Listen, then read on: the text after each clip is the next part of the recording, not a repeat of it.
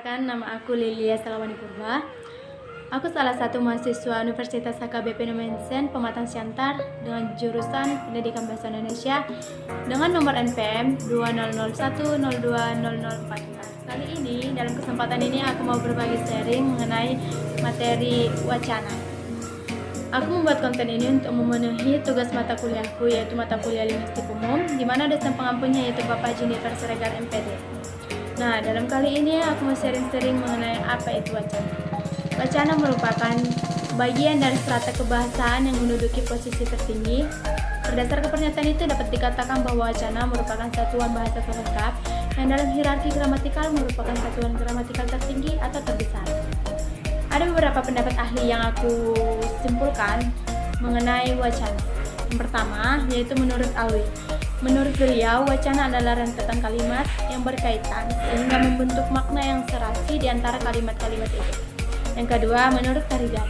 Menurut beliau, wacana merupakan satuan bahasa terlengkap yang tertinggi atau terbesar di atas kalimat atau klausa dengan koherensi dan kohesi tinggi yang berkesinambungan yang mampu mempunyai awal dan akhir yang sama. Lebih lanjutnya lagi, yaitu yang ketiga, menurut Kinevi. Menurut beliau, wacana pada umumnya adalah teks yang lengkap yang disampaikan baik secara lisan maupun tulisan yang tersusun oleh kalimat yang berkaitan. Tidak harus selalu menampilkan isi yang koheren secara rasional. Wacana juga dapat diarahkan ke satu tujuan bahasa atau mengacu sejenis kenyataan. Dari beberapa pendapat ahli yang saya kemukakan tadi, dapat disimpulkan bahwa wacana adalah satuan bahasa yang terstruktur secara lengkap yang disajikan secara Dari beberapa pendapat ahli tadi, dapat disimpulkan bahwa wacana merupakan satuan bahasa yang terstruktur secara lengkap, yang disajikan secara teratur dan membentuk suatu makna yang disampaikan secara lisan maupun tulisan. Mengapa dibilang secara lisan? Karena dapat dilihat bahwa wacana itu sebagai proses komunikasi antara penyapa dengan pesapa. Sedangkan dalam komunikasi secara tulis, wacana terlihat sebagai hasil dari pengungkapan ide gagasan dari seseorang. Nah, apa sih sejarah wacana? Ternyata wacana juga memiliki sejarah loh. Wacana itu berasal dari bahasa Inggris, di mana kata discourse yang merupakan tulisan atau ucapan yang merupakan wujud penyampaian pikiran secara formal dan teratur. Dalam realisasinya, wacana diwujudkan dalam bentuk karangan yang utuh. Bisa berbentuk novel, bisa berbentuk buku, bisa berbentuk seri, ensiklopedi, dan sebagainya. Paragraf, kalimat, atau kata yang membawa amanat yang lengkap. Nah, dalam wacana yang diwujudkan dalam bentuk karangan akan ditandai oleh satu judul karangan. Wacana yang diwujudkan dalam bentuk karangan atau karangan yang dituliskan oleh si penulis akan ditandai oleh satu judul karangan di mana judul karangan itu sesuai dengan isi karangannya. Jika karangan itu dilisankan, maka wacana tersebut akan ditandai oleh adanya permulaan salam pembuka dan adanya penyelesaian dengan salam penutup. Oh iya, kadang kita bingung kan, apa fungsi atau manfaat wacana di dalam bahasa.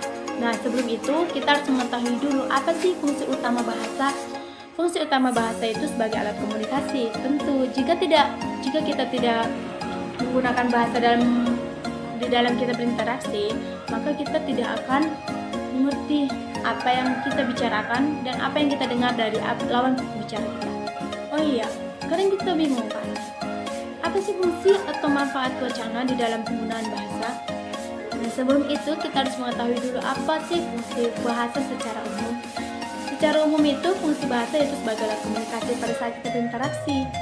Fungsi bahasa dapat dikelompokkan dalam dua kategori utama loh. Yang pertama itu yaitu kategori fungsi transaksional dan yang kedua fungsi interaksional.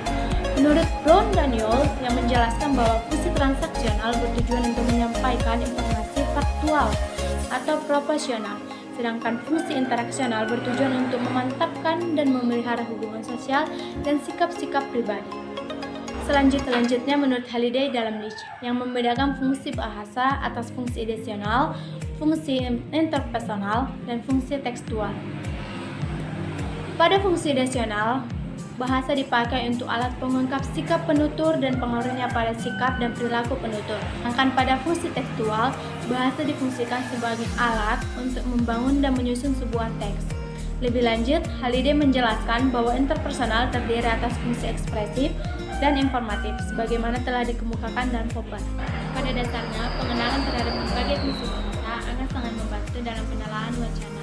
Sebaliknya, tanpa pengenalan terhadap berbagai fungsi bahasa akan dapat menjadi halangan di dalam menginterpretasikan sebuah wacana. Seorang penganalisis wacana di dalam menganalisis sebuah wacana harus selalu mengaitkan bentuk-bentuk bahasa yang digunakan dengan tujuan dan fungsi di mana dan untuk apa bahasa itu digunakan di dalam wacana tersebut. Analisis wacana pada prinsipnya adalah analisis satuan-satuan bahasa di atas kalimat yang digunakan dalam proses komunikasi.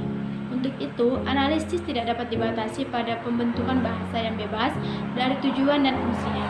Karena itu, wacana berkaitan erat dengan fungsi bahasa. Nah, berdasarkan bentuk dan jenisnya, wacana juga memiliki bentuk dan jenis. Ternyata jenis dan bentuk wacana itu ada 4 bagian. Yang pertamanya itu wacana narasi. Narasi adalah cerita yang didasarkan pada urutan-urutan suatu kejadian atau peristiwa. Narasi dapat berbentuk narasi ekspositoris dan narasi imajinatif. Unsur-unsur penting dalam sebuah narasi adalah kejadian, alur, tokoh, konflik, latar. Latar memiliki 3 loh, latar tempat, alur, dan suasana. Yang kedua, wacana deskripsi. Deskripsi adalah karangan yang menggambarkan suatu objek berdasarkan hasil pengamatan, perasaan, dan pengalaman penulisnya. Untuk mencapai kesan yang sempurna bagi pembaca, penulis merinci objek dengan kesan fakta dan citraannya. Dilihat dari sifat objeknya, deskriptif dibedakan atas 2 macam, yaitu deskripsi imajinatif dan deskripsi faktual. Nah, yang ketiga ini ada wacana eksposisi.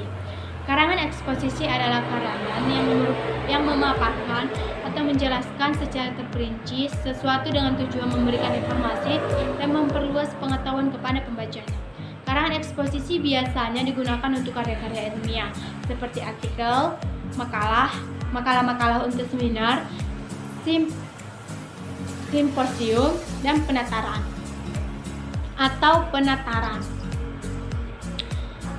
Tahapan menulis karangan eksposisi yaitu menentukan objek pengamatan, menentukan tujuan, dan pola penyajian eksposisi, mengumpulkan data atau bahan, menyusun kerangka karangan, dan mengembangkan kerangka menjadi karangan.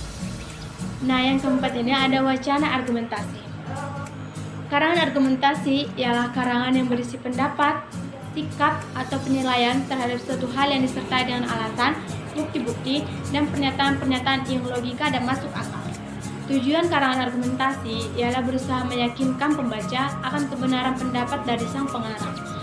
Tahapan menulis karangan argumentasi yaitu menentukan tema atau topik permasalahan yang ingin dikaji.